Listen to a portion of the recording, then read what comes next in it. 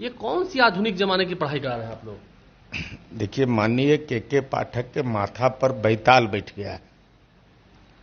बैताल इसलिए मैं इसको कहता हूं कि सामान्य परिवार के बच्चे विद्यालय में पढ़ते हैं। एक पंचायत के अंदर में हाई स्कूल मात्र एक होता है। प्राथमिक विद्यालय के अलग अलग यूनिट नजदीक में रहती है।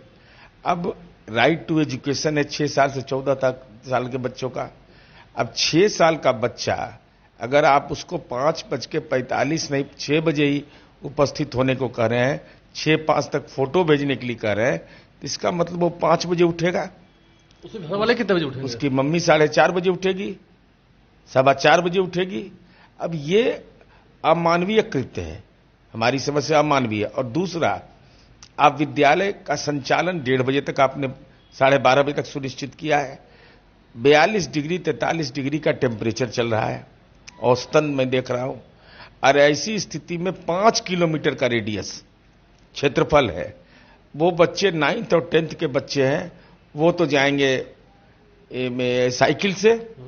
अब समझिए कि 42 डिग्री 43 डिग्री में हमारे बेटा बेटी अगर जा रही हो विद्यालय से लौट के घर, तो यह कितना गलत है। यह जरा सा हम तो के पाठक साहब से कहेंगे कि जरा अपना एसी बंद कर दीजिए आप, और जितना शिक्षा विभाग का पदाधिकारी है वो सब अपना एसी बंद करे।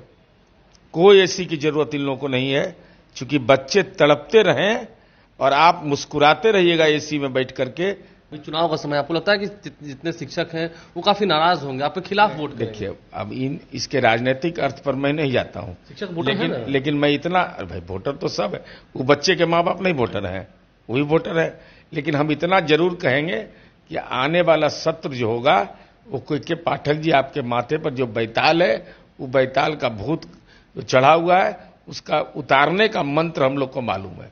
उतार देंगे एकदम पक्का, आश्वस्त करें उन बच्चों को। एकदम पूरा कागजात के साथ हम लोग तैयार हैं। स्नातक शिक्षक के प्रतिनिधियों को हम एकजुट होकर के तैयार हैं। इनका बैताल पर जो भूत चढ़ा हुआ है, इनको पढ़ाएंगे शिक्षा का अधिकार कानून, इनको पढ़ाएंगे राष्ट्रीय शिक्षा नीति, इनको बताएंगे बाल अधिकार कानून। वो तो अधिकारी हैं, पढ़े लिखे ही हैं। तो हम लोग कोई मूर्ख है क्या? मैंने वो पढ़े हैं, हम लोग नहीं पढ़े हैं, ऐसा थोड़े है। विधायिका को कानून बनाने का अधिकार है, कार्यपालिका लागू करने का अधिकार है। तो ये सारे कानून विधायिका ने पारित किए हैं, जिसका वो उल्लंघन कर रहे हैं। इन तमाम तथ्यों को सदन में पेश करेंगे। देखिए, तमाम तथ्यों को सदन में पेश करेंगे। जेडीयू के नेता क्या कह रहे हैं वो हमने आपको सुनवाया है। अब जरा बीजेपी नेता की सुनते हैं। बच्चों को सुबह सुबह स्कूल बुलाने की जो योजना है, स्कूल में पढ़ाई होती है, लेकिन क्या सुबह सुबह 5:45 में 5:45 तक स्कूल पहुंचना है, 6 बजे तक सेल्फी देनी है। हमारे साथ नवल किशोर यादव है, हम बात करेंगे इनसे। बच्चे इतने सुबह सुबह स्कूल आएंगे, आप लोग क्या कर रहे हैं, क्यों नहीं समझाते हैं? किसको? पगला को समझाने। पागल समझता है। पागल को जब तक इलेक्ट्रिक शॉक नहीं लगेगा, पागल खाना में बिजली का शॉक नहीं लगेगा, तब तक वो ठीक नहीं होगा। इसलिए मुख्यमंत्री जी को तत्काल चाहिए कि इसको इलेक्ट्रिक का शॉक दिलवाएं। तो ये तो सुबह सुबह बुला रहे हैं बच्चों को, बताइए ना।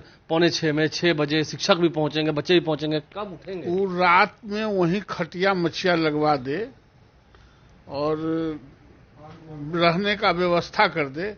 बच्चा और बच्चा के शिक्षक वहीं रहे, या रात भर गिलास में घोर घोर के शिक्षा चम्मच से उसको पिला देगा, और उसी में इन लोगों को भी बाल बच्चा जाए तो उसको आप बढ़िया से पिला देगा।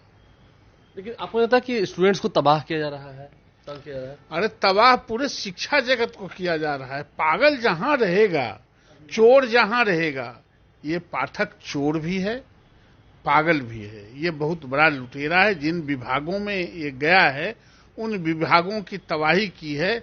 उन विभागों में हमेशा 5,000, 4,000, 2,000 करोड़ लुटवाता है, और वहां से फिर खदेड़ के इसको भगा देता है। फिर यहां से खदेड़ आएगा, यहां से भागेगा। तो आप लोगों ने आगे क्या सोचा? आप शिक्षकों के जनप्रतिनिधि आ रहा है 4 तारीख के बाद सदन है, सदन में पता चलेगा, सरकार को भी पता चलेगा और इसको भी पता चलेगा। सरकार को भी नहीं छोड़ेंगे आप? क्या है, सरकार को पीर बाबा है का?